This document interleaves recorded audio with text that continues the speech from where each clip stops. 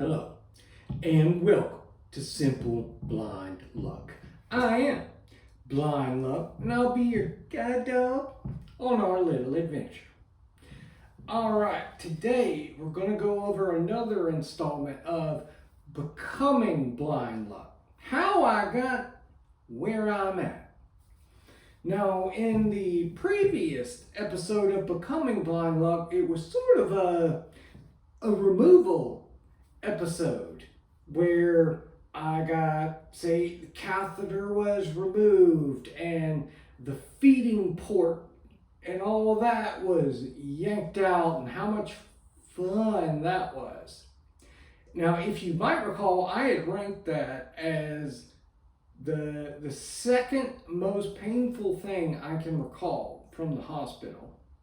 And good news for you, today we're actually going to cover the worst painful thing I can recall from the hospital. I'm sure there were things that were worse and more painful.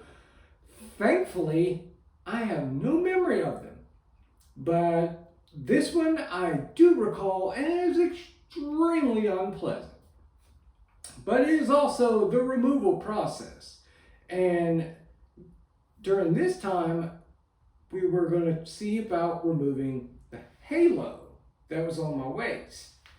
Now, if you don't know, that is kind of like about like a metal hula hoop that got put, and it's attached by screws to your waist, and just to kind of prevent you from moving around, and so that the hip has a chance to kind of knit itself back together. It was very frustrating just wearing the thing, though, because, I mean, for one, it's literally just screwed into your hip, and that's unpleasant in itself, but it means you can't really shift to a side or any, it really limits your movement. And I mean, I can recall my brother telling me stories from when it was on in the hospital back before I recall and was conscious. But apparently even then, I did not like that thing, and I wanted it off. He said I would actually, they got to where they had to tie my hands down because I would keep putting the palms of my hand on the edge of it and just pushing and pushing, because I was trying to get it off. I didn't, of course, at that time realize, hey, this is screwed into your hip. It's not going anywhere. But my brother said I would do that, and he would hear bones just popping and cracking, and it just, it does not feel pleasant to even think about. All right, so I was, on one hand, very, very excited and ready for this thing to come off, but I was also kind of nervous because I didn't know what all is involved in the removal. So first they go and do some x-rays to see, okay, is it all knit back up? And apparently it was good enough. They had the green light to go ahead and remove it. And so the doctor walks in, and he's kind of just moving around the room relatively quick. He's not saying much. And I'm very nervous because obviously I've never had any kind of procedure like this. I don't know what's involved. So I'm kind of trying to ask questions about it, like, hey, would y'all put me under to do this? He's like, oh, no. I was like, oh, okay. Would you gonna like sedate me or? Oh, no. We don't really have time. We've got to just hurry up and do it. Now this had me a little nervous because I know this thing is attached to my hip with 2 screws on each side, and it's literally like I can just reach down and feel on my hip, and it goes skin, screw, skin, screw. So I kind of don't think it's going to feel pleasant for that thing to come out. Well, my nurse that was there actually starts kind of having a, we'd say argument, I would say a very involved discussion with it. And I can hear her basically arguing against this and saying of, look, he has an IV, it'll take 2 seconds, let me get something to sedate him, and arguing that point, but the doctor was hearing none of it whatsoever. He was ready to go.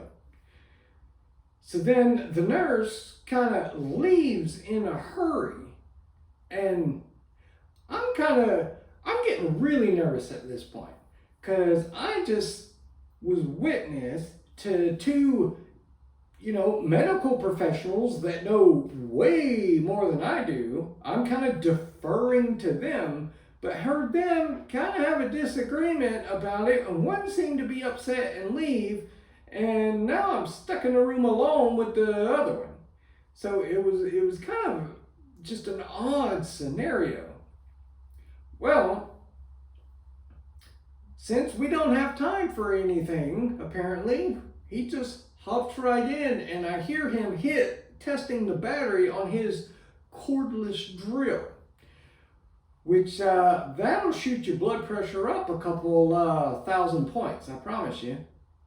And with zero preamble, zero anything, he just presses it onto my hip and lets her rip.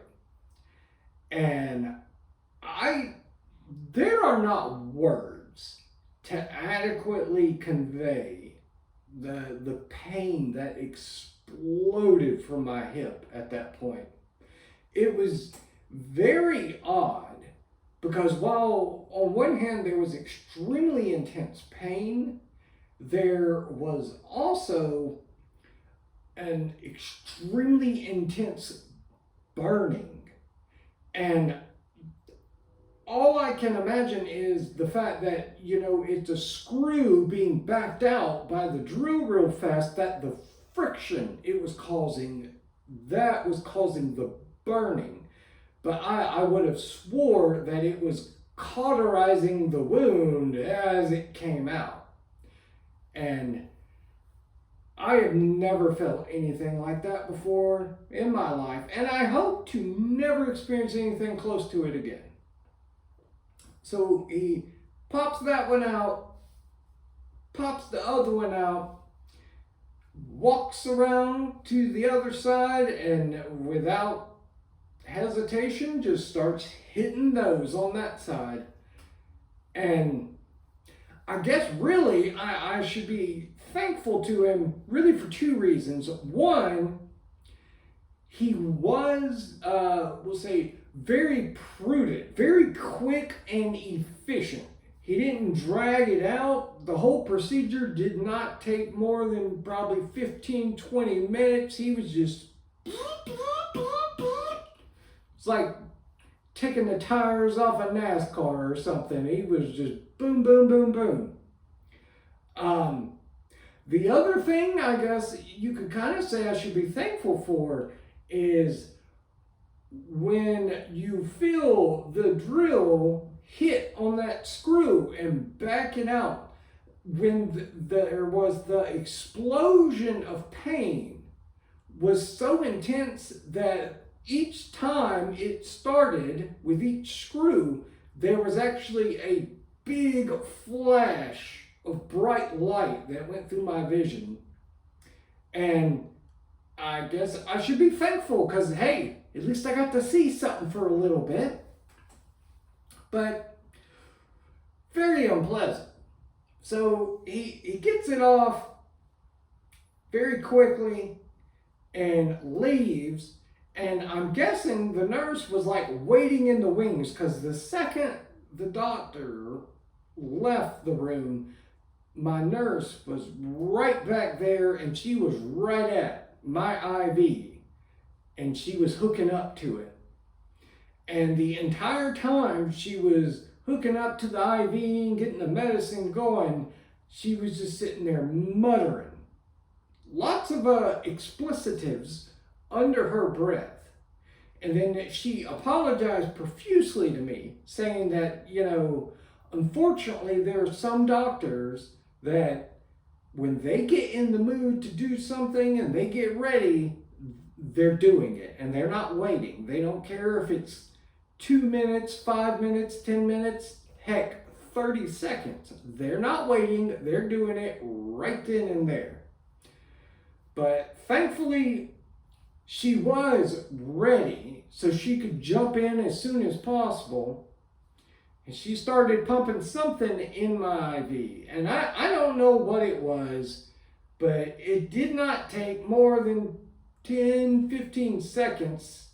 And everybody's voice started fading out. The pain started to recede a bit, which that's one thing I meant to mention is very odd. Normally, when you have some sort of injury or something that is extremely painful, there's like that intense peak of it right in the beginning, but then afterwards it starts backing off and becoming more of a dull pain.